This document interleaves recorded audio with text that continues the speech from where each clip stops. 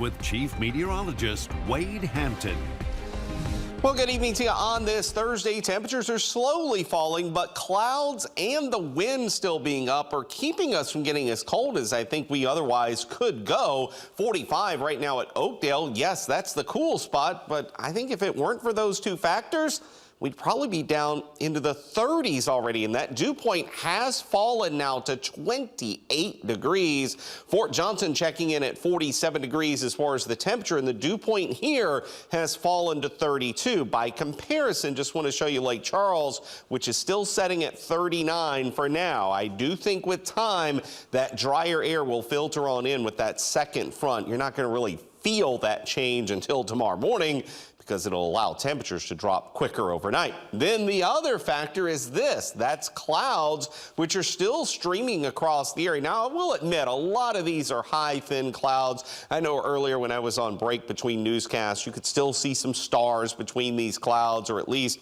filtered through those high, thin clouds. So it's not like this is a blanket of thick clouds, but any amount of cloud cover is enough to hold temperatures up. Here's a look at the forecast, and the number in orange is the temperature. The number in the blue color is the wind chill expected. And I'll admit a few of our inland areas are a little colder now on this forecast than where we are currently, but I think we're going to catch up. Here's Futurecast. One thing I will mention, the model is definitely on board with the idea of a lot of these clouds thinning out, which is why I went a little lower with the temperatures just in case that pans out. I always try to tell you whatever the worst case scenario is, at least the worst reasonable case, and that's going to be the case with these temperatures tonight, meaning we could end up being a few degrees warmer. Notice the actual temperature just below freezing across all of Vernon, Beauregard, and Allen parishes. Even the northern part of Calcasieu and Jeff Davis could be near or just below freezing. But with the wind up, there's no concern about frost. You still may want to protect any tender plants that could be damaged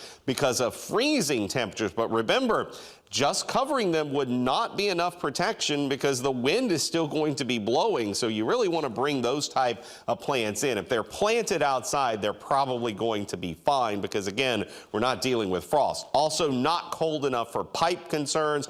Basically, it's a us, meaning people, and pet issue. Make sure your pets have a warm place to be as well. Temperatures will warm up pretty quick, but only into the mid-50s for highs tomorrow. And that's if we see enough sunshine. Those clouds I was talking about will still be a roll in the forecast tomorrow.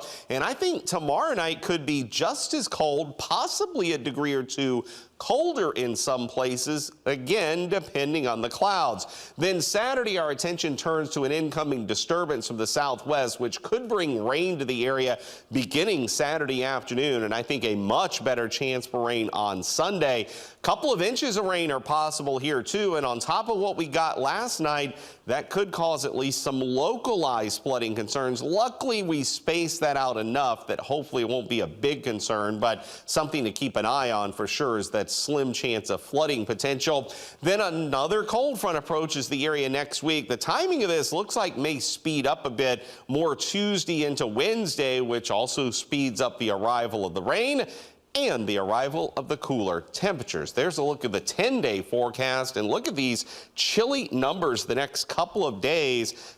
50s for afternoon highs, and then quickly rebounding Sunday and Monday into the low 70s.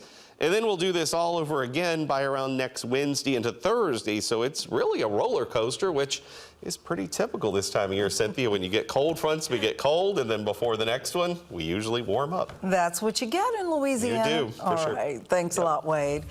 Well, still to come on Nightcast.